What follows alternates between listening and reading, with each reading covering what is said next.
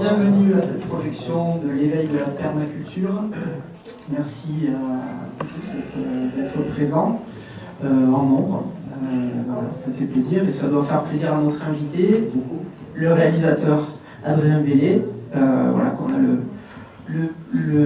ça marche pas ?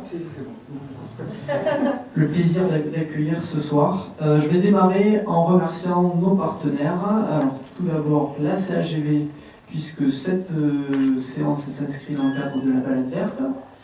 Et M. Van der Straten, vous vouliez présenter une animation qui aura lieu. Merci d'être là véritablement en nombre. Ça montre l'intérêt pour le développement durable de l'ensemble des citoyens qui se trouvent aujourd'hui assez concernés par le devenir de la planète. La semaine verte, c'est une vingtaine d'animations sur la semaine depuis lundi jusqu'au 11 mai, avec un moment fort demain, qui sera une conférence sur les perturbateurs endocriniens à la Maison de la Vie Associative à 20h, animée par le docteur Isabelle Farbos, qui est docteur en biologie moléculaire et puis en génétique, et qui a une grande expérience du problème. C'est vrai que c'est un problème aujourd'hui qui est en latence, puisque la communauté européenne n'arrive pas à se mettre d'accord sur la définition elle-même de ce que peut être un perturbateur endocrinien, que d'autre part, les associations de consommateurs essayent de mobiliser l'opinion publique pour montrer l'influence de ces perturbateurs sur d'abord l'infertilité, sur la pollution qui est par ces perturbateurs qui a été diagnostiquée chez les enfants en petit âge scolaire, et également tout ce qui peut être toutes les conséquences que ça peut avoir sur notre devenir. Donc moi j'espère que demain cette conférence nous donnera quelques pistes et nous donnera quelques solutions au niveau de notre comportement, ne serait-ce que ça, parce que si on n'a pas de pouvoir par rapport à la réglementation, on a le choix en termes d'achat et en termes de choix de solutions.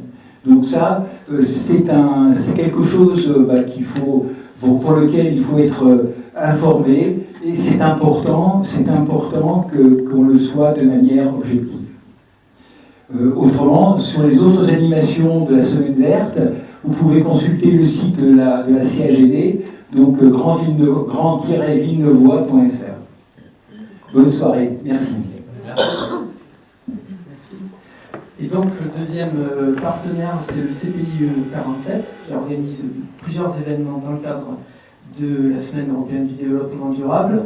Le 3 juin, une randonnée sur les coteaux secs des pays de Serre. Et les 9 et 10 juin, bienvenue dans mon jardin naturel. Voilà. Et puis maintenant, place au film. Et place donc à l'éveil de la permaculture. Peut-être pour démarrer, dans le film, tu pourrais nous expliquer la genèse, en fait, comment cet éveil, en fait, c'est aussi l'éveil à la permaculture. Ton éveil, peut-être, voilà, je crois que tu n'étais pas tout seul dans ce cas-là, tu avais un ami qui t'accompagnait. Voilà, raconte-nous en fait En d'où est parti effet, ce ouais. film. Ouais, c'est vrai que c'était une expérience, c'était une entreprise individuelle et collective, de mettre un pied dans l'univers de la permaculture. Donc en fait, l'histoire elle débute en 2012, lorsque mon ami Clément part en voyage, comme beaucoup de jeunes aujourd'hui, 1 an en Australie. Et il a l'occasion d'y pratiquer le woofing, c'est-à-dire qu'on vient apprendre aux côtés des agriculteurs en échange du gîte et du couvert. Et il tombe un petit peu par hasard dans la ferme d'un permaculteur dénommé Geoff Lawton. Et donc, il faut savoir que lui, il a suivi des études de physique, de chimie. C'est aussi un amoureux de la nature. En fait, donc la permaculture, pour lui, c'est vraiment une révélation. Ça lui permet de faire des ponts entre toutes ces disciplines et d'acquérir à terme la vision globale du permaculteur. Donc en fait, quand il revient de son voyage, il décide de s'impliquer dans le mouvement de la transition. Il partage différentes expérimentations en permaculture du côté de Montpellier. Et en fait, donc moi, voilà, je suis une trajectoire complètement opposée en fait, puisque j'habite Paris depuis quelques années. Je cherche à travailler dans le monde du cinéma et en fait, finalement, je mets un pied dans le monde de la télévision. Je travaille beaucoup pour les grandes chaînes de télé. Et en fait, j'ai progressivement à cœur de redonner du sens tout d'abord à ma vie et aussi à mon métier. Et de parler de sujets en fait, qui ne sont pas abordés, en tout cas pas à l'époque, dans ces grands médias. Donc en tout cas la permaculture en 2013-2014 on n'en entendait pas du tout parler, c'était vraiment confidentiel. Ça a bien changé depuis, donc on aura l'occasion d'en discuter après le film. Et donc moi j'étais dans ce cheminement personnel, à savoir voilà, comme je le disais, développer des projets rares et puis nécessaires aussi à mes yeux. J'étais quand même déjà sensibilisé à la cause écologique. Et donc quand Clément m'a parlé de ses projets en permaculture, là, je me suis dit, eh bien voilà un super moyen de mettre en commun nos idées, nos compétences et faire un film sur la permaculture. Alors au début on n'avait pas forcément une idée très claire, on a toujours beaucoup de mal d'ailleurs, on avait beaucoup de mal à l'époque à définir précisément ce qu'était la permaculture. Et on a réussi à concrétiser ce projet en rencontrant Andy et Jessie Darlington, deux pionniers du mouvement, donc fermiers installés dans l'Aude et qui pratiquent la permaculture depuis plus de 35 ans. Ils sont éleveurs aussi.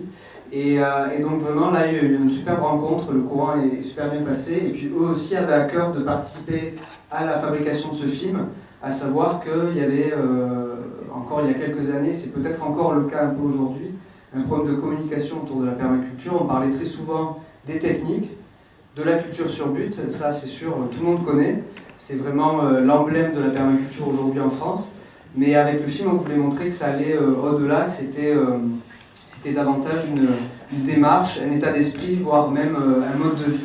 Donc on va voir dans le film voilà, des personnes qui ont fait des choix plus ou moins durs, plus ou moins radicaux pour entreprendre cette démarche permaculturelle. Donc ça c'est la genèse et puis eh bien depuis, voilà, nous c'est clair qu'en lançant le projet là, en 2013-2014, on ne s'attendait pas à ce qu'il y ait une telle réussite et c'est vrai que quand le film est arrivé à point nommé, il y a besoin aujourd'hui d'un support pédagogique, de comprendre davantage le sujet.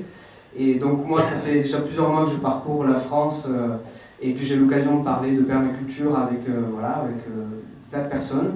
Et Clément, lui, continue ses projets d'expérimentation. Il a un lieu de 3 hectares aujourd'hui et il pratique la permaculture sur son lieu pour développer l'autonomie, l'autosuffisance énergétique alimentaire et puis il dispense aussi des cours de permaculture. Voilà, donc l'histoire de devenir. Et il y avait une demande réellement, puisque tu as fait 100 projections, plus de 100 projections là, depuis le... Ouais, j'en suis pas encore tout à fait là, mais quasiment, ouais, on n'est pas loin. Voilà. Donc, ouais, clairement, on entend parler de permaculture de partout, dans les villes, dans les campagnes, et dans toutes les régions, et tout le monde y trouve un intérêt, qu'on soit jardinier, agriculteur, ou même tout simplement curieux, ou même cinéphile, et ben voilà, on peut se retrouver autour d'un film et puis en discuter. Très bien. Bonne projection à vous. Bonne projection. Merci.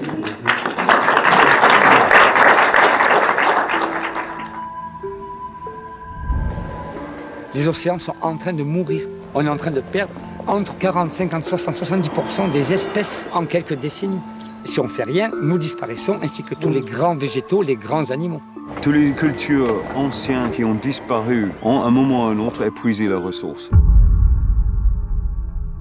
Est-ce que c'est maintenant le moment de faire des choix pour la vie? Qu'est-ce qu'on va faire avec cette vie? Parce qu'elle est courte, elle est précieuse. On a entendu parler de la permaculture. Donc je me dis, bah super, voilà, je vais apprendre à faire un potager correctement, avec des bonnes techniques, tout ça. Et puis au bout d'un ou deux jours, je me suis rendu compte que c'était un projet de vie qui est complètement différent. Les systèmes humains, en termes de production, sont inefficaces. L'agriculture, c'est 15 calories pour en sortir une. Alors que les systèmes naturels, eux, sont d'une efficacité incroyable. Dans la nature, tout est recyclé d'une façon ou d'une autre. On est capable d'aménager le paysage pour le rendre plus productif, plus écologique. La permaculture s'inspire des méthodes ancestrales d'agriculture et même pré-agricole, mais aussi des connaissances scientifiques très modernes. C'est l'idée de recréer un écosystème productif et durable. Il y a la compréhension au niveau intellectuel, mais aussi au niveau émotionnel, le vécu humain. C'est une nouvelle culture même de l'imaginaire. Et donc, il y a une créativité incroyable. J'ai envie d'y croire qu'on est capable de se mettre dans cette petite brèche là, tous ensemble. C'est ça qui m'intéressait, c'est ça qui me manquait en fait dans la vie. On est capable de construire des cathédrales, on est capable de faire toutes ces choses-là, il faut le faire. This is possible. There's a new world that we can create. Let's get about doing it. That's pretty exciting.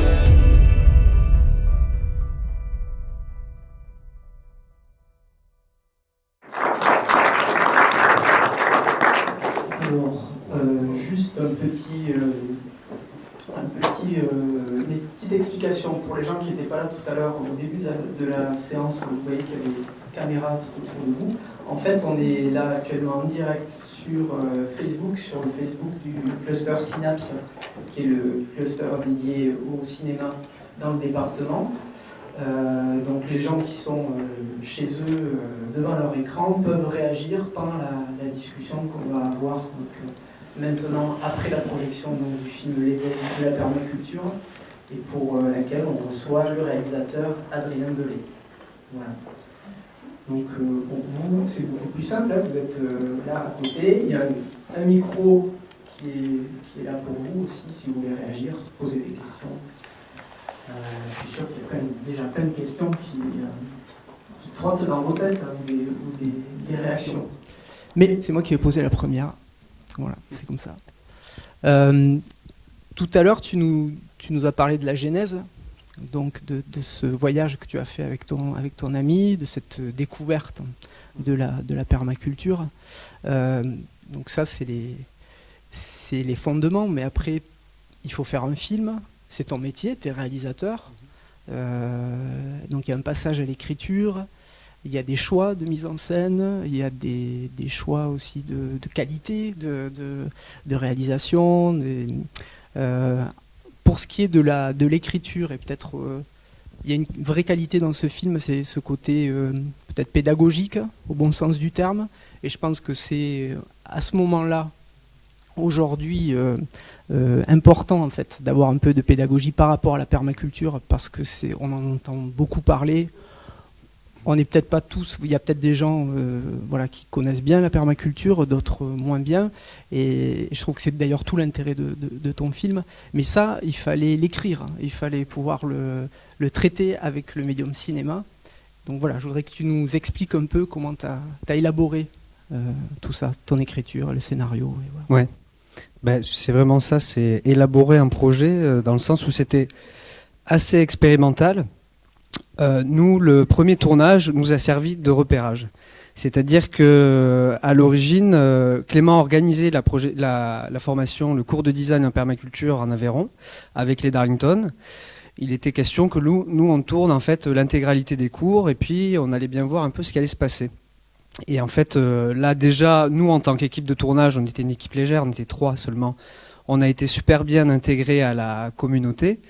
Et puis surtout, il y a eu un échange, c'est-à-dire qu'on s'est mis au niveau, en tout cas, on a aussi voulu instaurer un dialogue avec tous les participants, tous les stagiaires, avec les formateurs. Donc on n'était pas à l'écart, c'était pas d'un côté l'équipe de tournage et de l'autre côté les participants du stage. Donc de suite, on s'est senti intégrés et là, on a fait des rencontres. On nous a parlé de nombre de permaculteurs, notamment aussi des formateurs, puisque vous l'avez vu dans le film, on parle beaucoup de formation. Nous, c'était notre porte d'entrée. On a déroulé un petit peu ce fil. Et c'est là qu'on nous a conseillé d'aller voir un tel. Et donc moi j'ai fait mes recherches de mon côté, j'ai recoupé un petit peu tous les noms et notamment aussi toutes les pages web, vidéos, ouvrages, etc. de référence. Et après il était question d'être un tout petit peu exhaustif, c'est-à-dire quand même parler d'applications à plus ou moins grande échelle, de la permaculture en ville et à la campagne, de montrer aussi les différentes expérimentations, à savoir qu'on pouvait apprendre la permaculture au sein de cours de design en permaculture, mais aussi au sein de chantiers participatifs. Donc en fait, après, ça a été comme construire ce puzzle, à savoir que le film était écrit, mais on l'a réécrit aussi au montage, c'est-à-dire par exemple toutes les animations qui viennent ponctuer le film se sont rajoutées a posteriori. Et puis ensuite, il s'agissait aussi de travailler avec des professionnels ou pas, des amis. Donc il y a eu vraiment une équipe qui s'est montée progressivement. Pareil, l'équipe n'était pas définie d'emblée, puisqu'en fait c'est un film qui est complètement autoproduit grâce à un financement participatif. C'était ni un film de commande, ni un film chapeauté par une société de production. Donc au début, il y avait beaucoup de légèreté, à vrai dire. Sincèrement, le tournage, il a duré 1 an. Pendant 1 an, on s'est beaucoup amusé, on a aussi beaucoup appris. Mais il y avait de la légèreté, et après, quand on est passé en phase de post-production, là, ça rigolait un peu moins. Il y avait quand même l'idée de faire donc un long métrage et qu'il y ait une sortie cinéma. Il y avait déjà cette idée-là Elle est venue, comme je disais, vraiment à la fin du premier tournage. Il y a eu cette envie d'en faire un long. Mais je disais, voilà, à l'origine, c'était limite une petite vidéo, un module qui allait finir sur Internet. On ne connaissait pas vraiment le support de communication, de diffusion à la fin. Donc c'est pour ça que je dis, ouais, c'est un projet assez expérimental et qui a été en constante évolution. Donc on a imbriqué progressivement différents éléments. Et en fait, disons quand même que c'est un film qui est fondé sur les témoignages, sur ces professeurs en permaculture, et c'est quand même eux qui m'ont permis de structurer. L'idée, c'était quand même de redonner au sein du discours les différents principes de permaculture et qu'on saisisse vraiment la globalité. Et vraiment, ouais, d'en faire un objet pédagogique, donc qui puisse être orienté vraiment vers les connaisseurs, mais surtout le grand public, c'est-à-dire des personnes qui ont entendu vaguement parler du terme ou même qui découvrent totalement. On voulait que ça soit vraiment ouvert à tous. Et nous, c'est un peu aussi vraiment notre satisfaction aujourd'hui, c'est qu'il peut aussi s'adresser à des plus jeunes et notamment à la formation plus classique que celle qu'on a vue là dans le film, c'est-à-dire que le film, j'ai eu l'occasion de le montrer dans des lycées agricoles, dans des écoles d'ingénieurs agronomes, et là ça fait sens puisqu'en fait toute cette formation plus traditionnelle est en train vraiment de bouger, c'est-à-dire qu'il y a vraiment un appel aussi de la base, c'est-à-dire il y a beaucoup d'étudiants, de lycéens, d'apprentis aussi dans les centres de formation pour passer des BPREA et devenir exploitants agricoles. Il y a vraiment une très forte demande aujourd'hui pour se former à une agriculture inspirée d'agroécologie, de permaculture, et donc là le film il a toute sa place, quoi. Voilà. Bon, ben je ne sais pas s'il y a des questions maintenant. Oui. Ma question elle est surtout technique. J'ai vu sur des préparations de sol où vous mettiez du bois dans un souterrain. Ça c'est sûr, c'est très bien. Ça c'est très bien de mettre le bois en souterrain. Mais une des questions que je pose surtout, c'est quand j'ai vu le travail avec une sous-soleuse sur un terrain non préparé, faible profondeur, est-ce que l'herbe, bon, je suppose que vous faites un paillage derrière, mais sans préparation de sol, est-ce qu'il doit y avoir un pourcentage de perte assez important, je suppose. Peut-être que pour vous, ce n'est pas l'important, mais voilà la question que je me pose. Oui. De perte, c'est-à-dire, parce que ouais, donc la sous-soleuse, la charrue humaine. Sur 100 graines, bon, il n'y a que la moitié qui germe, par exemple. Ah oui, moi c'est vrai que je ne suis pas repassé après coup, donc je ne peux pas dire le ratio de graines qui a pu germer, et ainsi de suite. Donc effectivement, il doit y avoir des pertes dans les sillons donc où passe la charrue humans, mais je pense que c'est insignifiant par rapport à l'ingénierie qui est déployée là et qui permet vraiment de gérer l'eau sur le paysage, sur de grandes exploitations. Et je pense que là, on a affaire à un outil qui parle aussi un outil intermédiaire qui peut parler à des agriculteurs qui travaillent par exemple en conventionnel et qui veulent s'inspirer de techniques comme l'agroécologie ou encore comme la permaculture. Oui, c'est astucieux, oui, comme un système. Par contre, effectivement, un labour de très faible profondeur, à savoir que la charrue Humans va permettre à la fois de semer et avec le rouleau qui va passer derrière, de fermer finalement la plaie et finalement on ne retourne pas le sol. Donc on évite l'échange entre les rayons du soleil et le sol et ainsi de suite. En fait, on préserve vraiment la vie microbiologique du sol grâce à cette trouvaille de la charrue Humans. D'autre part, les revenus principaux en fait, de tout ce que l'on a vu, c'est surtout la formation, plus que la production, ou la récolte, ouais, plutôt, parce que je ne veux pas parler de production, c'est pas le mot. Oui, alors, déjà pour resituer un petit peu tout ça, c'est vrai que comme je disais, voilà, nous on s'est intéressé à la formation. En l'espace de 3-4 ans, il s'est passé beaucoup de choses. Aujourd'hui, il y a par exemple le mouvement Ferme d'Avenir, une association qui a été fondée par Maxime de Rostolan et qui aide à l'installation de néo-paysans inspirés par la permaculture et l'agroécologie. Donc aujourd'hui, plus d'une 50aine d'exploitations sur le territoire français. Donc c'est en train de prendre un véritable essor aussi du côté de la production. Il faut savoir qu'en effet, les personnes, là c'est évident, c'est leur vocation. Elles ne font pas la formation simplement pour se faire un salaire, c'est vraiment parce qu'elles estiment qu'il y a, déjà il y a l'amour de la transmission et il y a la volonté aussi de transmettre un message puisque finalement le temps est compté. En tout cas, c'est ce que pensent les permaculteurs. On est face à un stress à la fois environnemental, économique, social. Et l'idée de former aussi d'une façon exponentielle, c'est une stratégie qu'ont décidé de mettre en place les permaculteurs. En effet, après, on peut se demander si c'est pas là une béquille économique, finalement, quoi. C'est un peu la question que nous, on s'est posée en montage. On s'est dit, mais il y a quand même un truc qui coince là. On peut faire un rapport entre la personne qui désire développer un lieu de vie autonome en énergie, en alimentation, voire même une activité de production, en permaculture et un agriculteur en conventionnel. L'agriculteur en conventionnel, lui, est subventionné. À l'inverse, pour l'instant, l'agriculteur, le néo-agriculteur en permaculture, lui, n'est pas subventionné. D'un côté, vous avez l'agriculteur en conventionnel qui va continuer à utiliser les énergies fossiles, donc à être dans une logique d'hypermécanisation. Le permaculteur va chercher à faire l'inverse, c'est-à-dire à terme à se passer complètement des énergies fossiles. Donc en effet, il aura besoin peut-être les 2-3 premières années d'utiliser encore un petit peu de pétrole, mais à terme vraiment, il vise la non-utilisation du pétrole. Et d'un côté, vous avez aussi donc l'agriculteur en conventionnel qui utilise toutes les ressources d'une façon minière, et de l'autre côté, vous avez le permaculteur qui cherche à préserver les écosystèmes et voire à les aggrader, à régénérer les écosystèmes.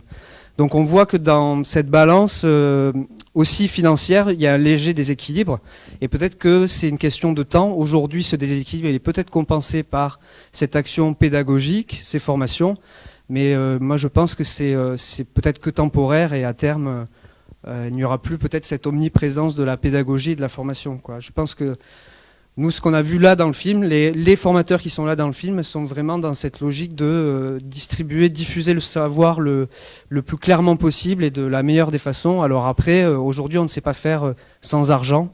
Donc il y a toujours une compensation financière pour ces formations-là. Il y a un besoin et puis s'il y a de la demande, c'est que mieux. Hein. Voilà.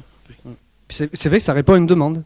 Comme je disais, énormément de jeunes aussi dans les lycées agricoles, les écoles d'ingénieurs agronomes, et c'est le cas aussi dans ces formations en permaculture. Il y a énormément de demandes. Il faut savoir qu'aujourd'hui, les stages ils sont pris d'assaut.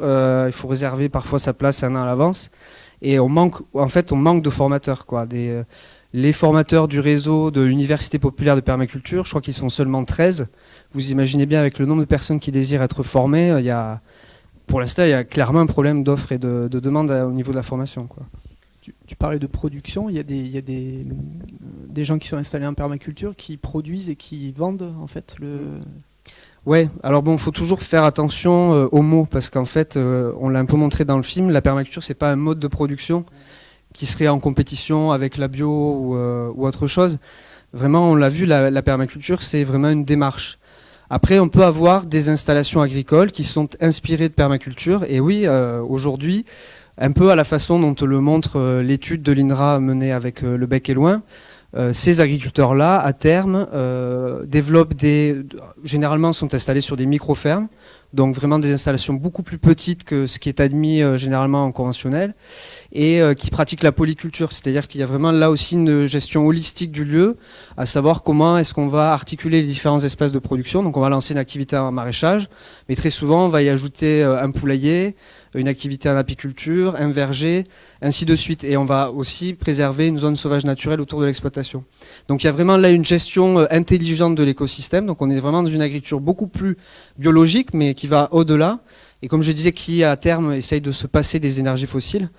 Donc, et ces exploitations-là sont rentables, entre guillemets, quoi. C'est-à-dire que pour en avoir rencontré quelques-uns, on arrive globalement à se dégager un SMIC sur 1 hectare, 1,5 hectare.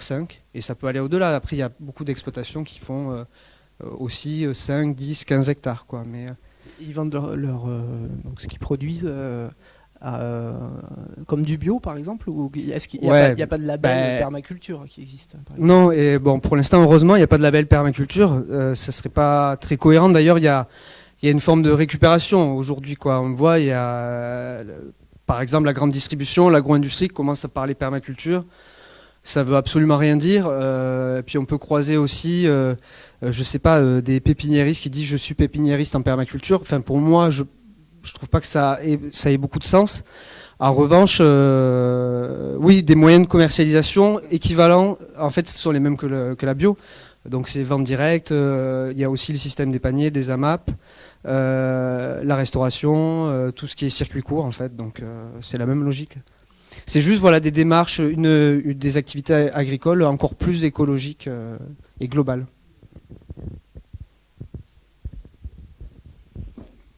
Merci. On a vu dans le film que les stagiaires, la demande des stagiaires était très importante et qu'en fait les permaculteurs sont devenus formateurs parce que des personnes qui ne sont pas du milieu agricole, parce que manifestement on le voit bien que la catégorie socio-professionnelle est tout à fait différente et très variée des personnes qui veulent assister à ces formations. D'autre part, les fermes permacoles, si on peut l'exprimer comme ça, sont un peu réparties partout en France. Vous avez donc suivi l'ensemble de ces stages partout en France. Est-ce que vous avez eu des contacts avec les agriculteurs conventionnels et quelle est la perception de l'agriculture conventionnelle installée sur la permaculture? Alors... Donc oui, déjà, c'est vrai que on le voit dans le film, des personnes qui ne sont pas forcément issues du monde agricole qui vont s'intéresser à la permaculture. Donc il y a vraiment un renouvellement. Et puis même d'ailleurs, ces micro-fermes dont je parlais, c'est souvent hors cadre familial et très souvent voilà, des personnes avec des niveaux d'études assez élevés et qui ne sont pas issues à nouveau du monde agricole. Ça, c'est une première chose. Et donc, votre remarque, excusez-moi, je perds la mémoire, c'était sur les agriculteurs installés, oui. En fait, quel est le regard? Oui, voilà, le regard entre les conventionnels et les permaculteurs. Bon, moi, c'est vrai que c'était pas ma démarche, en faisant ce film, de confronter le regard des... Alors, avec un peu de recul, parfois je le regrette parce que je pense que ça aurait été intéressant d'avoir ce regard-là, même s'il était peut-être encore un petit peu tôt il y a 3-4 ans. Maintenant, comme ça prend vraiment de l'ampleur, il y a réellement un intérêt. Après un dialogue, clairement, pour l'instant, pas vraiment. Déjà, il y a une problématique, c'est que les agriculteurs en conventionnel, ils croulent sous les dettes, donc ils ont très peu de marge de manœuvre, énormément d'investissements au niveau des bâtiments et des machines. Et donc, en fait, voilà, comme je disais, peu de marge de manœuvre. Généralement, moi, j'en ai rencontré beaucoup, quelques-uns dans les salles de cinéma. Donc, ça veut dire qu'il commence à y avoir de l'attrait pour la permaculture. Souvent ils me disent bon voilà, on est sur 100, 200 hectares, on a passé 5 hectares en bio et puis on verra dans 2-3 ans, et on voit bien là qu'on va avoir à faire des transitions très longues et les permaculteurs vont pouvoir partir sur des bases nouvelles et aller beaucoup plus vite dans cette démarche écologique. Après, pour reparler des conventionnels, ils vont avoir un regard un peu attendri sur la permaculture. Parfois ça va les faire sortir de leur gond, ou clairement ils vont ils vont fermer les yeux, faire en sorte de vraiment de mettre ça de côté et dénier en fait quoi, le mouvement de la permaculture, alors que pourtant ça prend une place considérable. Ils prennent un peu ça pour l'agriculture du week-end, quoi, du dimanche, c'est-à-dire il y a des belles trouvailles, c'est intéressant. Par exemple, la Cheruliomans, c'est un outil qui pourrait, pourquoi pas, les intéresser. Mais en fait, ça s'arrête là, quoi. C'est-à-dire que c'est pas très sérieux pour eux. C'est justement aussi parce qu'il y a un problème de communication, de dialogue, parce que la permaculture, on l'a vu d'ailleurs, ça vient souvent des pays anglo-saxons, donc des anglophones, qui ne sont pas forcément ancrés dans le territoire local, et puis des personnes qui ne sont pas issues du monde agricole. Donc il y a une sorte de défiance. Globalement, pour l'instant, il y a très peu de dialogue. Et puis, comme je disais, d'un côté et de l'autre, beaucoup de méfiance. Donc, bon, après, il y a une évidence, quoi. C'est que beaucoup des jeunes issus des familles d'agriculteurs ne veulent pas reprendre aujourd'hui les exploitations. C'est un fardeau trop lourd à assumer. Donc ça veut dire qu'il y a vraiment une impasse d'un côté et puis de l'autre une énorme demande. Donc il va bien falloir à un moment donné créer des ponts entre les deux pour la problématique première de la permaculture, je dirais aujourd'hui, c'est l'accession au foncier. En fait, il y a énormément de jeunes qui se forment, qui n'ont pas forcément de moyens, qui veulent s'installer et c'est une galère pas possible pour trouver du terrain. Eh bien pourquoi pas quoi. Là on peut se dire le terrain il est disponible, pourquoi pas rescinder les parcelles en plusieurs morceaux, être plutôt dans une logique de démembrement. Et pourquoi pas les proposer à des prix plus abordables. Alors il y a aujourd'hui, je parlais de Ferme d'Avenir, il y a Terre de Liens aussi qui agit un peu sur ce créneau-là pour remettre à disposition les terrains pour ces jeunes. Voilà quoi. Mais en tout cas, pour l'instant, voilà, on se regarde un petit peu de loin, on s'observe, mais il n'y a pas vraiment de dialogue. Tout d'abord, merci beaucoup pour ce film qui est très très large, qui aborde la permaculture de manière tout à fait autant poétique qu'utile. Monsieur m'a piqué ma question, quelque part. Du coup, vous avez un peu répondu. Ma question portait sur justement les agriculteurs conventionnels, leur regard et puis et peut-être aussi l'idée ou les orientations que les permaculteurs auraient actuellement pour aller discuter avec eux. Parce que moi, c'est une grande question. Je baigne dans le glyphosate dans ma région, là. Et ma grande question, c'est comment ouvrir le débat, comment proposer de discuter. On peut faire autre chose, ça existe. Ça, c'est ma première question. Et ma deuxième question, c'est la suite. Est-ce que ça vous donne envie, justement, de continuer, de faire un tome 2 pour aller plus loin justement, ou peut-être pour les enfants, pour les conventionnels, pour les retraités, je ne sais pas. Il y a toutes les formules possibles. Hein. C'est la carte. Par rapport au conventionnel, on peut parler de solutions intermédiaires. Et ça, je pense que c'est ce qui créera justement cette amorce de dialogue entre les deux. C'est qu'aujourd'hui, si on parle par exemple agroforesterie à un conventionnel, de suite, ça passe mieux. On n'est pas dans des gestions trop complexes. On voit bien d'ailleurs la permaculture, même les plus beaux exemples à l'heure actuelle dans le monde entier. Ils se trouvent en Australie, ils se situent aux États-Unis. Je peux citer la ferme de Geoff Lawton, j'en parlais en introduction. Il y a la ferme de Sepp Holzer en Autriche, la ferme de Mark Shepard aux États-Unis. Ce sont des lieux de production qui dépassent rarement 40, 50, 70 hectares. Donc c'est déjà petit par rapport aux exploitations conventionnelles ici en France. Donc parler agroforesterie, c'est un premier pas, je pense, vers des pratiques plus écologiques.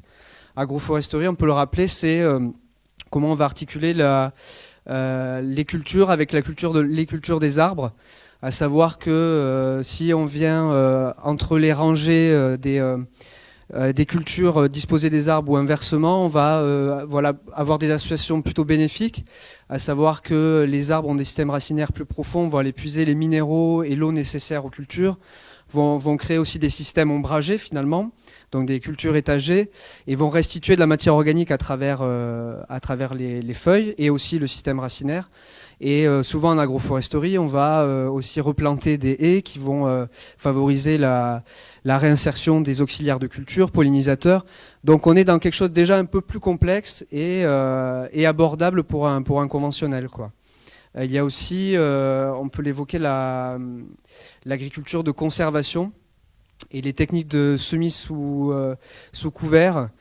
C'est vachement pratiqué en Amérique du Sud, aux États-Unis. Alors on parle de glyphosate, attention, parce que souvent c'est quand même encore lié beaucoup à l'utilisation des intrants chimiques. Mais là, on est dans des modèles adaptés à la grande surface, culture de grande surface, c'est-à-dire qu'on va pouvoir... L'agriculture de conservation repose sur 3 piliers. Donc ne plus retourner le sol du tout, ne plus labourer, opérer des rotations des cultures et donc développer ces techniques de semis sous couvert, donc généralement légumineuses. Donc il y a différents types d'associations entre les cultures. Et encore une fois, là, ça parle un peu mieux. Donc peut-être que ça, c'est des pistes qu'il faut explorer. Et après, les lieux de rencontre, clairement, là, ce qu'on a vu dans le film, c'est plutôt des lieux qui sont tournés vers l'autonomie énergétique alimentaire, des recherches vraiment globales, plus philosophiques. Et il y a un fossé énorme. Avant d'arriver là, il faut développer peut-être des modèles de production, d'exploitation intermédiaires, quoi. Ouais. Et l'autre question, c'était donc la suite. Les films d'après. Ouais. En général, c'est une question qu'on pose à la fin d'une discussion. Au début, je me suis dit pourquoi pas faire un tome 2. Après, moi, à titre personnel, j'aimerais bien... en tout cas, déjà, première réponse, c'est j'ai envie d'en faire un autre. Ça m'a donné l'envie.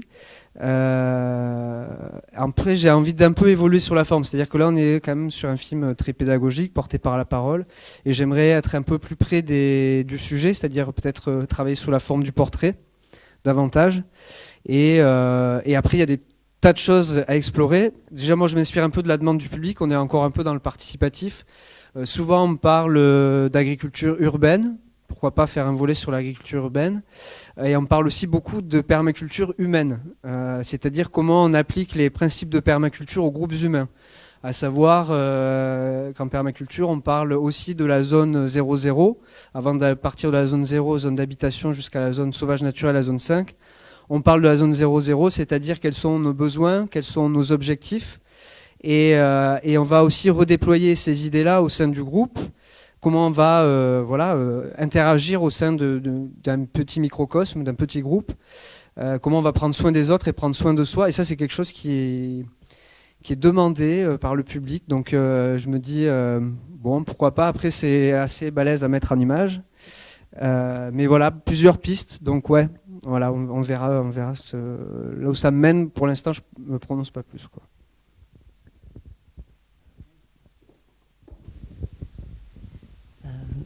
Je voulais vous remercier aussi. Et puis au cinéma aussi de diffuser ce genre de film parce que merci à vous, quoi, vraiment. Et en continuant de parler de diffusion, vous le diffusez. Où est-ce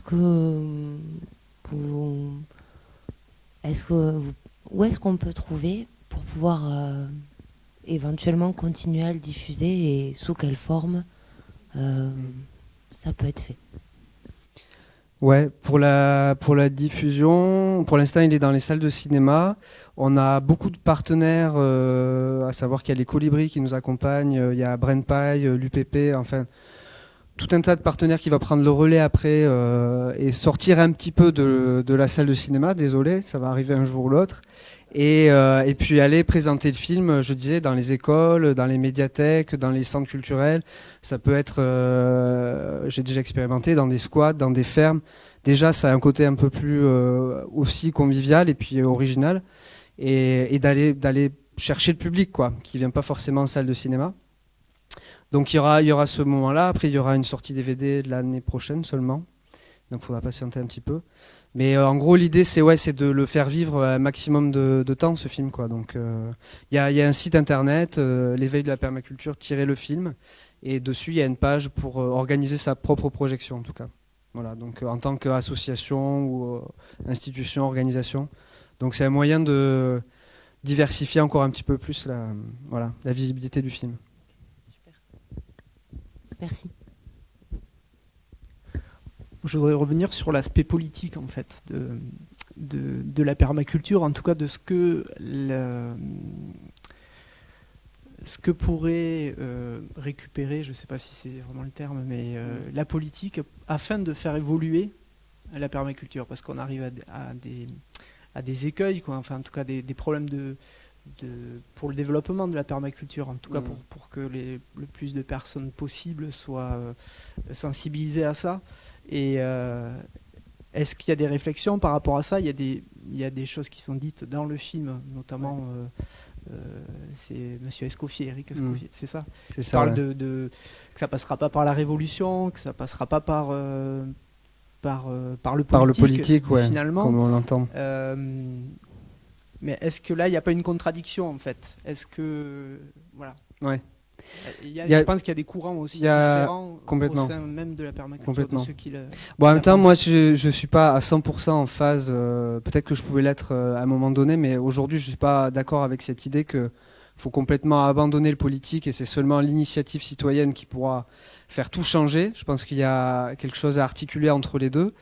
Mais bon, je l'ai laissé parce que c'est la parole quand même de nombre de permaculteurs. Clairement, quand même, l'idée, c'est ne plus lutter contre, lutter pour cette nouvelle proposition, ce changement de paradigme. Et on peut quand même imaginer un basculement de société en partant de la base, quoi. Ça peut fonctionner. Mais déjà, il y a un constat, c'est qu'en l'espace de 3 ans, je disais, ça a beaucoup bougé déjà au niveau de la production, mais aussi au niveau du politique. C'est-à-dire qu'il y a pas mal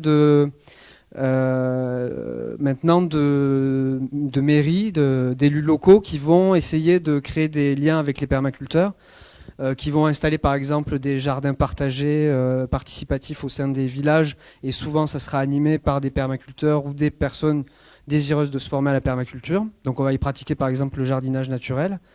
Et il y a aussi l'action des maires des communes qui vont faire en sorte d'installer des agriculteurs inspirés par la permaculture, l'agroécologie. Il y a des exemples aujourd'hui, il y a la ville de Nantes, la ville d'Albi, ils sont dans cette dynamique-là. Les maires ont fait des choix relativement forts de dégager du foncier à proximité des villes pour relocaliser la production et les circuits de consommation. Donc là, clairement, le politique, il a un rôle à jouer au niveau local. Après, il a malheureusement des fois des rôles inverses, c'est-à-dire qu'ils vont plutôt mettre des bâtons dans les roues aux permaculteurs et c'est peut-être même aujourd'hui ce qui domine en France, quoi, hein, clairement. Moi, j'ai beaucoup de retours de projets qui échouent parce que, en gros, le maire ou alors le voisinage fait bien comprendre qu'ils ne sont pas les bienvenus. Voilà, les poules, ça fait du bruit, les hippies, ça fait peur. Enfin, voilà, quoi, on essaye de mettre des bâtons dans les roues à ces personnes-là. Donc, il y a un peu les deux. Mais clairement, je pense que déjà au niveau local, le politique a quelque chose à faire avec la permaculture. Et même au niveau de l'agriculture, on peut, pourquoi pas, imaginer des politiques quand même d'accompagnement, même si on sait que là, voilà, il y aura un mouvement de récupération, donc on va au fur et à mesure éjecter les éthiques qui portent le mouvement, qui font que ça fonctionne bien aujourd'hui en fait. C'est ce que recherchent les gens, quoi. Quand on dit prendre soin de la terre, prendre soin de l'homme, partager équitablement les ressources, tout le monde est pour ça aujourd'hui. Mais si le politique s'empare de la permaculture, ça on peut y dire adieu un petit peu. Mais en même temps, ça permettra d'amorcer vraiment un changement au niveau de la réalité de l'agriculture aujourd'hui. Si on arrive à subventionner d'une façon ou d'une autre, ou aider à l'installation à toutes ces personnes désireuses de transformer le paysage agricole, on peut l'imaginer. Et puis voilà, il y aura toujours la permaculture originelle qui est portée par la base, et puis cette permaculture un peu plus politique et institutionnalisée et qui pourra ressembler un peu à l'agroécologie que défendait Stéphane Le Foll dernièrement, quoi. En tout cas, voilà, il n'y a pas de... Pour moi, il ne faut pas rentrer dans le schématisme, parce que c'est vrai qu'on peut regarder les permaculteurs, je ne sais pas si c'est le cas à travers le monde entier, mais il y a quand même cette influence des mouvements libertaires où on fait en sorte qu'il n'y ait plus d'État. L'idée, c'est vraiment de créer des lieux de vie autonomes, mais le projet de la permaculture, c'est quand même un projet alternatif à la société de consommation. Et c'est ce qui motive beaucoup des permaculteurs, quoi. C'est de dire on peut passer outre l'État et on sait très bien faire seul, quoi. Et sincèrement, ils ont pas mal raison, mais voilà, après, faut pas rentrer dans la caricature, quoi. On aura toujours besoin en tout cas, aujourd'hui, on ne sait pas faire sans État, donc voilà, faut réfléchir à ça. Au plan politique, je peux en dire quelques mots. Je m'occupe de développement durable à l'agglomération depuis 4 ans, depuis 2014. 3 ans, mais l'année est bien entamée. j'ai constaté quand même que les choses ont bien évolué, notamment avec la loi sur la transition énergétique, qui oblige et qui demande à ce que les agglomérations et les métropoles fassent des diagnostics de territoire. Ça s'appelle le plan climat, air, énergie territorial, qui est un état des lieux. Et à partir de cet état des lieux, on a à partager avec les acteurs de territoire de manière à trouver des solutions qui permettent de pouvoir améliorer les choses, de manière à contrer le réchauffement climatique. Et une des bonnes façons de pouvoir le faire, c'est, et ça les experts du GIEC l'ont dit, si toutefois on augmentait de 2% la rétention de carbone dans les sols, on réglerait le problème du réchauffement climatique en récupérant toute la quantité de CO2 excédentaire qui est produite. Donc manifestement, ce que vous prônez par la permaculture, c'est justement la restitution au sol de tout ce qui est carbone. Donc c'est une piste au niveau développement durable qui est extraordinaire. Oui, ça c'est vraiment des piliers de la permaculture, c'est vraiment travailler sur la régénération des sols. Et donc toutes ces techniques-là sont incluses et même au-delà, on peut reciter quelques principes de permaculture, quoi. C'est observer, interagir, mais ça va être collecter, stocker l'énergie. Donc il y a une véritable réflexion au niveau des énergies, à savoir comment est-ce qu'on va récupérer par exemple l'énergie solaire, l'eau, ainsi de suite. Et ça va être aussi par exemple ne plus produire de déchets. Ça, c'est parmi les premiers principes qui structurent la permaculture.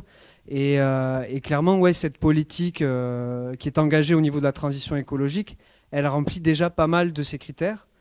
Après, vraiment, ouais, je disais, voilà, la permaculture, c'est une démarche et il y a quand même la volonté de changer de société.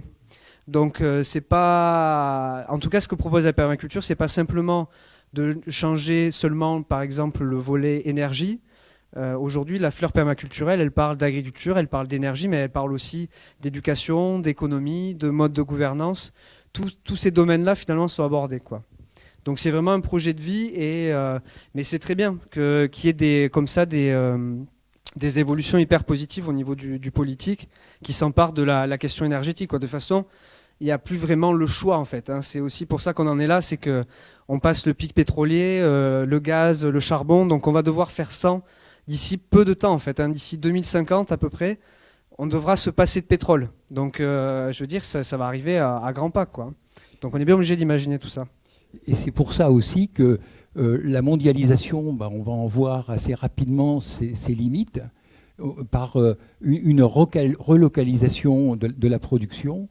Et pourquoi ? Parce que le coût carbone attribué aux produits qui va un jour figurer sur les étiquettes des produits va nécessiter de devoir le produire localement ou au moins dans un périmètre qui soit relativement court, hein, de manière à ce que l'impact du produit sur la planète soit minimisé. Et ça, c'est un élément fort.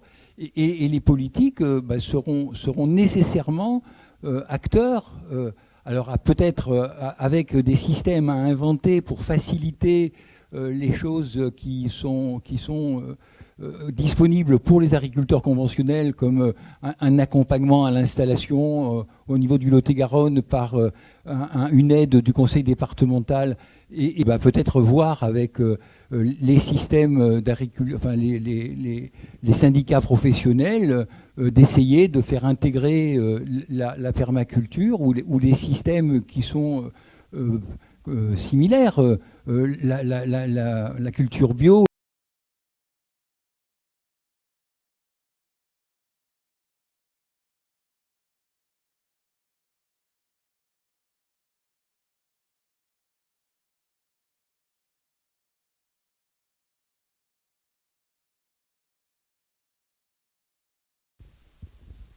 Moi, je vais être beaucoup plus prosaïque. Je suis consommateur.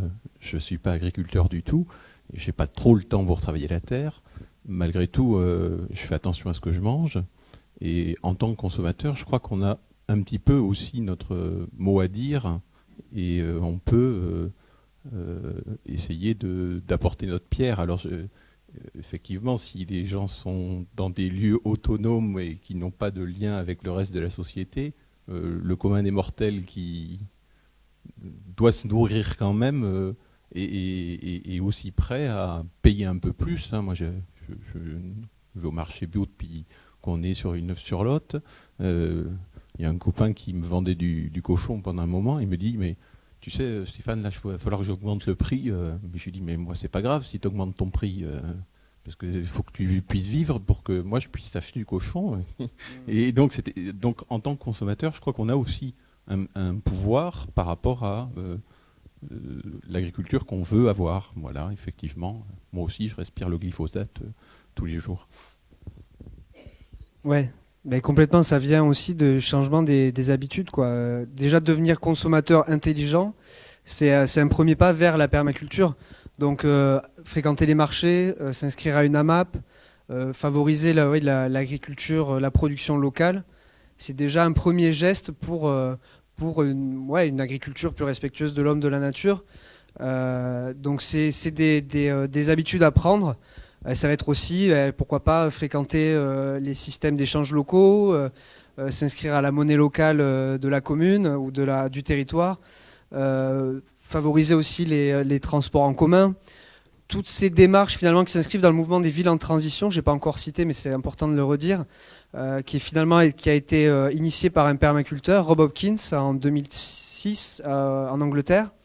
Ce mouvement des villes en transition, il prend un essor énorme aujourd'hui, plus de 200 communes en France qui sont dans cette dynamique, et c'est véritablement penser la ville de demain. Donc là, on est déjà quand même dans cette idée de changement de paradigme, changement de société. Donc il y a énormément de villes qui sont dans cette démarche-là, et on va voir comment on va articuler un petit peu tous ces domaines-là, donc la production, la consommation alimentaire, mais aussi l'éducation, les transports, l'économie, et donc les systèmes d'échanges locaux, les monnaies locales, ainsi de suite. Donc là, c'est... Oui, bien entendu. Ouais.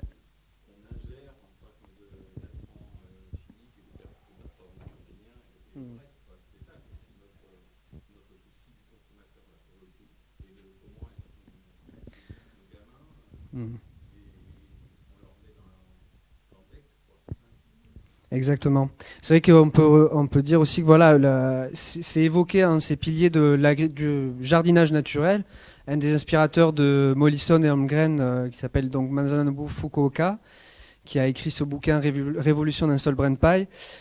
C'est aussi les fondamentaux de la permaculture, c'est à savoir comment on va pratiquer le jardinage ou l'agriculture en se passant totalement des pesticides, des engrais chimiques, pratiquer donc le désherbage naturel et couvrir en permanence les sols. Et ça, c'est vraiment quelque chose qui est aussi au cœur de la permaculture, quoi. Et donc, c'est vrai que favoriser ce type de production, c'est aussi à terme se passer complètement de tout ce qui est intrant chimique, quoi. Et c'est un enjeu de santé publique, et c'est clair qu'il faut aussi sensibiliser les plus jeunes à tout ça. Moi, je voulais savoir si dans votre démarche de contact, vous étiez vous étiez mis en lien avec Gilles Clément, qui a fait le travail sur le jardin en mouvement, puisque c'est quand même quelque chose qui est en route déjà depuis les années, je dirais, 70, 75. Et est-ce qu'il y a des liens qui se sont faits justement entre la permaculture et ce type de mouvement? Ouais, moi j'avoue que j'ai découvert les travaux de Gilles Clément a posteriori, en fait, après avoir fait le film. Et souvent, il y a plein de mouvements qui ont à peu près le même objectif, mais qui n'ont pas la même histoire et qui restent relativement cloisonnés. C'est-à-dire que par exemple, permaculture, agroécologie, mais c'est quasiment la même chose finalement. Ça dépend de quelle agroécologie on parle, mais l'agroécologie qui est portée par Pierre Rabhi, c'est aussi un mode de vie, c'est aussi une démarche écologique globale, et c'est des tas de techniques aussi agricoles qui sont développées par l'agroécologie, qui sont aussi développées par la permaculture. Il y a aussi une gestion holistique de la ferme ou du lieu de production, du lieu d'habitation. Donc énormément de similitudes entre ces deux mouvements-là, par exemple. Il faut savoir que la permaculture, c'est un des principes qui est phare de la perma, qui est répété plusieurs fois dans le film, c'est intégrer plutôt que séparer. Donc en fait, la permaculture, elle va inclure l'agroécologie, mais elle va aussi inclure la biodynamie, elle va inclure l'agroforesterie, ainsi de suite. Mais en fait, ces mouvements-là vont dans le même sens, mais ne communiquent pas forcément. Et moi, j'ai pas pris c'est pas que j'ai pas pris la peine, c'est que j'ai pas eu le temps de resituer agroécologie, biodynamie, les travaux de Gilles Clément, et tout ça, et le mettre en perspective avec la permaculture, quoi. Ça serait un travail impossible à résumer en un seul film. Après, c'est vrai que c'est important de dire que finalement, la permaculture, pour certains, ça fait un petit peu peur parce que faut se dire que voilà, c'est juste un mot. Il y a des tas de personnes qui pratiquent la permaculture sans le savoir ou sans s'en revendiquer. Il y a des permaculteurs qui sont permaculteurs depuis 50 ans, en fait, et qui se découvrent permaculteurs parce qu'il y a un petit jeune qui va leur dire ah, mais ce que tu fais, c'est de la permaculture. Et donc il y a ce côté un petit peu parachuté aujourd'hui de la permaculture, surtout que ça arrive des pays anglo-saxons. Avant, l'agroécologie était là en France, donc maintenant il faut composer un peu avec les deux. Mais il faut toujours prendre un petit peu de recul par rapport à tout ça et se dire que c'est une étiquette qu'on aura vite collée sur un individu, sur une démarche, sur une pratique, mais tout ça reste un peu flou. Et l'idée, c'est qu'on veut aller dans le même sens, quoi. C'est ça que je retiens. Bonsoir monsieur, merci pour le film. Oui, je dois vous dire une chose, c'est que la permaculture est un grand mot qui existe qu'en fin de compte depuis facilement, je dirais, les années 70. Le Larzac et compagnie, on s'est moqué de ces gens-là qui ont fait beaucoup, qui ont fait de la bio, qui ont fait etc.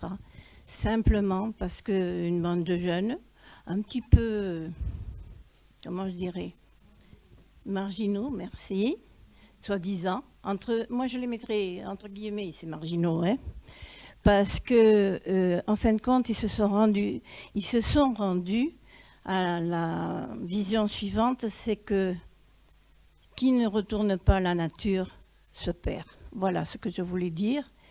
Et permaculture, bio, etc., en fin de compte, c'est tout ça la même chose.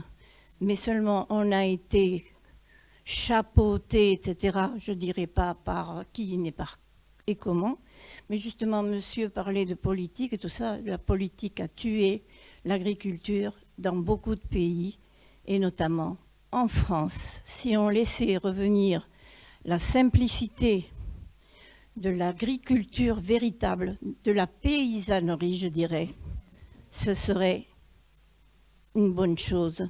Et tout le monde trouverait à manger des choses simples. Il faut se mettre à l'idée que, bien sûr, les avions, tout ça, nous apportent des ananas de ci, de ça et de l'autre. Je ne dis pas le contraire. Il y a des moments où il faut se faire plaisir, mais dans la normalité de la vie, il faut voir une chose, qu'il faut rester simple. Manger des tomates en saison de tomates, manger des fruits en saison de fruits, et pas aller chercher. Bien sûr, ils ont besoin de vivre aussi, comme nous. Ce sont des êtres humains. Et j'ai l'habitude de dire que tout le peuple du monde, tous les peuples du monde, je vais prendre une phrase extraordinaire, je ne fais pas de différence entre un couple noir, un couple jaune et un couple blanc, n'importe. Je crois que nous tous, nous fabriquons tous les enfants de la même manière et les mamans les mettent tout au monde de la même manière. Et moi, je suis ulcérée de voir tout ce qui se passe, car les mamans, même si elles sont passionnées pour ceci ou pour cela, pour un certain idéal, elles ont mal à l'estomac, même aux tripes, je vais dire, parce que leurs enfants sont tués aveuglément. Et c'est dommage, parce que la vie vaut être de vécu. Et tous les jours, je fais en sorte de survivre, justement, un peu plus loin. J'ai des petits-enfants, il y en a un qui a 8 ans bientôt, mais j'espère que je verrai qu'il se mette en couple, et en couple agréablement, c'est-à-dire en vivant une belle vie. Et pour moi, dans l'existence, il n'y a qu'une chose, c'est l'humour et l'amour de tous. Merci. Merci.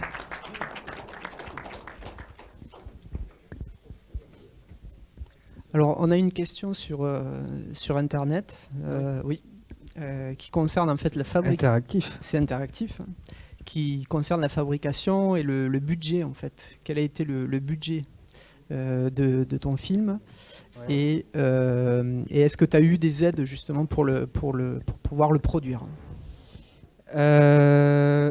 Donc sur la question sur la fabrication du film, ça fait fuir tout le monde.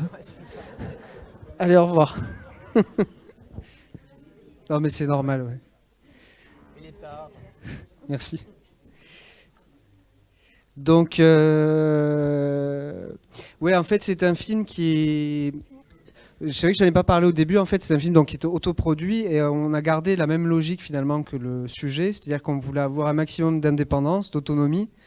Donc on n'a pas obtenu on n'est pas allé chercher les financements des chaînes de télé, du CNC, en fait, ce qui se fait classiquement. Donc un petit peu dans la même veine que les films comme Enquête de sens ou même Demain, bon, Demain dans une autre mesure, on a développé ce film grâce à un financement participatif. C'est un film dont le budget est environ de 30 000 €, quoi, voilà. Pour resituer par rapport à Demain, ça coûte 2 millions d'euros. C'est environ 2 millions d'euros le budget global du film Demain, je crois bien. Ou 1,5, 2 millions. Bah, c'est pour vous donner un petit peu l'écart entre les deux. Donc un film qui coûte vraiment pas grand-chose. Après, il faut dire que la quinzaine de personnes qui ont travaillé sur le film ont quasiment toutes travaillé bénévolement. C'est aussi comme ça que ça a pu se faire. C'est vrai ? C'était des bénévoles, ouais. C'était un peu bricolé, quoi. Ouais. Non, mais je rigole. Non, c'est l'implication. Oui, non, oui. Et non, voilà. Donc oui, juste de la passion, de l'envie, du temps. Voilà, le temps, quoi. C'est clair que c'est ça aussi qui permet de faire ces projets-là. Et donc la question, c'était voilà le coût. Eu des aides aussi. Ah oui, donc voilà, ouais, non. En fait, aucune aide. Après, c'est seulement du financement participatif, des fonds propres. Et on a aujourd'hui la chance d'avoir donc un distributeur. En fait, il faut dire que voilà, la campagne de financement participatif nous a permis quand même de trouver un coproducteur qui nous a mis à disposition du matériel, et le distributeur, une immense chance pour accéder à la salle de cinéma. Si on ne trouve pas cet interlocuteur-là, on est un peu plus embêté. Donc là, vraiment, d'ailleurs, je vais en profiter, je remercie mon distributeur, Destiny Film, puisqu'on est filmé. Et en tout cas, voilà, grâce à eux, on est dans plusieurs salles en France. Et c'est comme ça que ça a fonctionné. Et donc c'est vrai que c'est relativement inédit parce que derrière ce film, c'est clair, il n'y a pas d'autres financeurs, quoi. C'est 100% autoproduit, indépendant, autonome, résilient, robuste, tout ça, quoi. Ah j'y compte bien, ouais. On va voir si je subis des pressions de la part des sociétés de prod. Et on va peut-être donc conclure. J'ai l'habitude de poser toujours cette question à la fin. Bon, ça rejoint ce que tu viens de dire, mais tu es donc réalisateur de documentaires. On sait que l'économie du documentaire est assez compliquée, difficile. C'est quoi, comment tu vis en fait, toi, en tant que créateur? Comment tu arrives à joindre les deux bouts en faisant tes projets perso et voilà. Décris-nous un peu la vie d'un réalisateur trentenaire de documentaire. Voilà. Est-ce que ça nourrit son homme, ça, par exemple? Moi, je me porte pas trop mal parce qu'en fait, jusqu'à il y a peu de temps, j'étais technicien vidéo. Et donc en fait, on a la chance d'avoir un statut intermittent qui a été beaucoup décrié. Et c'est pas bien ce que je vais dire, mais c'est quand même ça qui m'a permis de financer le film. En fait, c'est un petit peu particulier, mais je parle crûment. Voilà, c'est mon chômage qui a permis de financer une partie du film. Et c'est ce qui me permet aujourd'hui de vivre, d'avoir du temps pour m'investir dans mes projets qui me tiennent à cœur, qui tiennent à cœur à beaucoup de personnes. Et c'est un petit peu ça ma vie jusqu'à présent. Après, c'est vrai que c'est des économies très légères. Donc après va se poser la question de la fin de la diffusion du film, comment est-ce que je vais poursuivre mon activité. Donc c'est là qu'il va falloir être un peu plus fort et dire non, je persiste dans cette voie d'autonomie et de financement participatif, là où les moyens financiers vont être un peu plus réduits. C'est clair que j'ai croisé beaucoup de réalisateurs de doc et ils vivent avec très peu de moyens. Alors peut-être que la solution, ça sera de rejoindre mon ami Clément, de me trouver un petit terrain, pratiquer la permaculture, réduire mes besoins financiers, et puis comme ça, je pourrais continuer à faire des films sans problème, quoi. Ça remplacera mon statut intermittent, quoi. Ça sera mon nouveau statut, permaculteur. C'est ce qui te permet aussi d'accompagner le film, ce statut-là, puisque là, tu n'es pas rémunéré à l'heure actuelle, je ne suis pour pas l'accompagner. Voilà. C'est vivre le statut intermittent, quand même, faut le dire. Ben oui. Ben écoute, on va te remercier d'autant plus d'être ici, d'être venu jusqu'à Sainte-Livrade, et voilà, bonne route à toi et bonne route à la permaculture. Merci à vous. Merci beaucoup.